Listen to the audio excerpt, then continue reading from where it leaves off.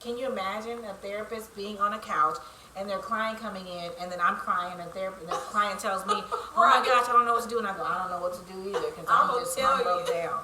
Right? Yeah. That wouldn't work. That's so crazy. That's how I find balance.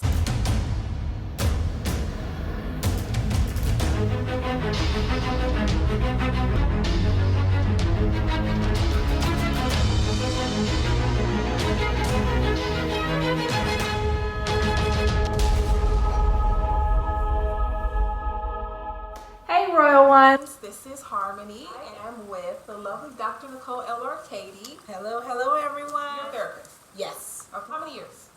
10 years. 10 I've been years. licensed. I'm a licensed clinical social worker and have been practicing as a licensed clinician for over 10 years now. Hi, therapist. Well, it's just a part of me, right? And so I was the one growing up where my friends would always come to me for advice. I would always be the one helping people that I didn't even know. I was the one that was always there. People coming to me, "How can I do this? What can I talk to you?" And so I figured, you know what? Let me go to school and actually do this, since this is something that's just has been a part. I can't recall a time when I had not been helping someone, giving them advice, even though that's not therapy. Okay. But I want to make sure I say that. But where I haven't been a support, that's just a part of who I am. Well, how do you manage being a therapist and dealing with your own personal matters? Like, how do you find that balance? That's a heavy plate. That is. That's a really good question, and that simple answer is self-care. I actually teach professionals, other clinicians, what it means to take care of themselves. Also, I go out and I talk to teachers.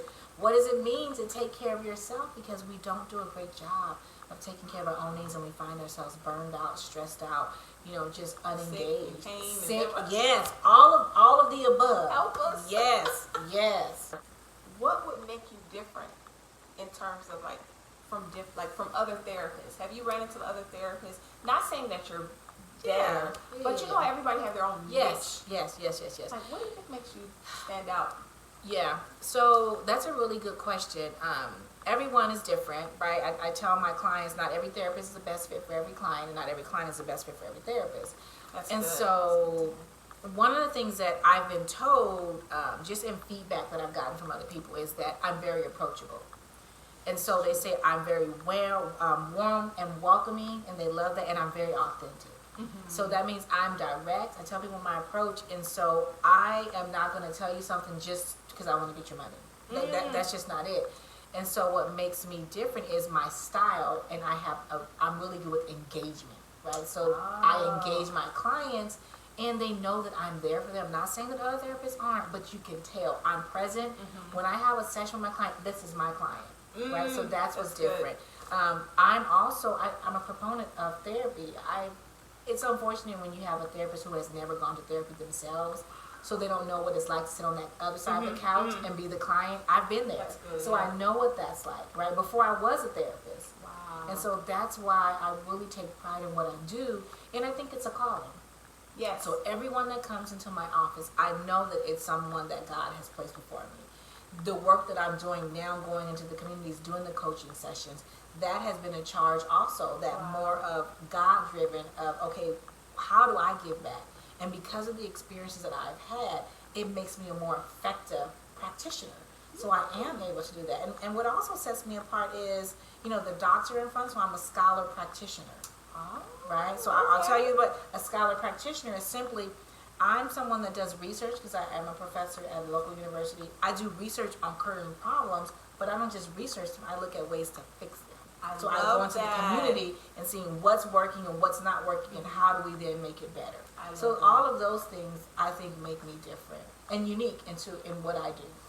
You have such a light presence about you. Oh, I will say that. you. I will say that. She has Thank such you. a great sense of humor. You just feel like you can just be yourself, Yeah. Like the homegirl. Yes. And that's the part, I didn't say that. When I say the authentic self, humor is a big part of it. Yeah. I believe, laughter is the best source of medication, so why not share some? Laughter helps so much, right? It's like cry or laugh. Which one are you going to do? Well, I choose to laugh. I'd rather laugh. I'm doing the opposite hands, but I'd rather laugh versus the cry, right? And so that's a part of that.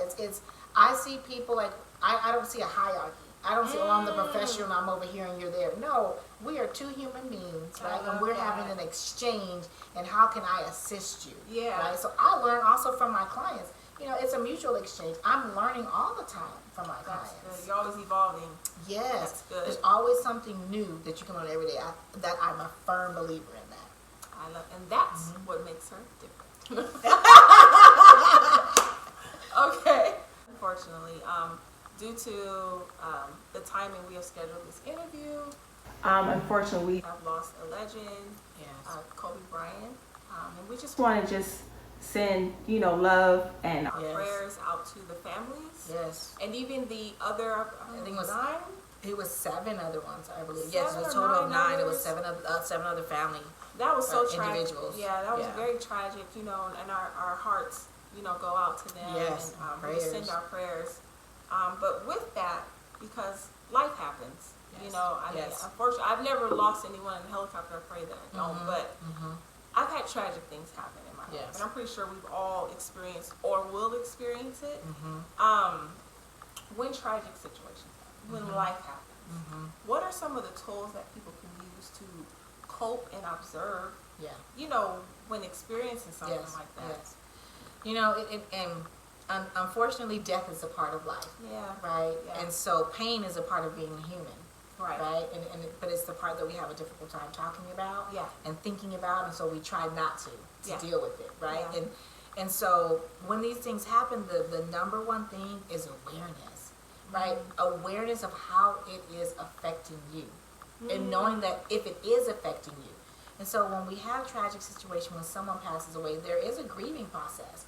And it's okay to grieve, to give yourself permission to feel however you're feeling, and not being mean to yourself, being understanding, being kind to yourself when you're going through a tragic situation. That's called having self-compassion. It's compassion turned inwards, right? I'm open, I'm understanding, I'm non-judgmental. So, that's just the first part.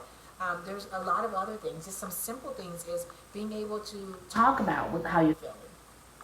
A support system, talking to your friends, talking to your loved ones, talking about how you're feeling, right? But if you're not able to talk to someone, talk to God. That's a great way. Just talking to Him does two things.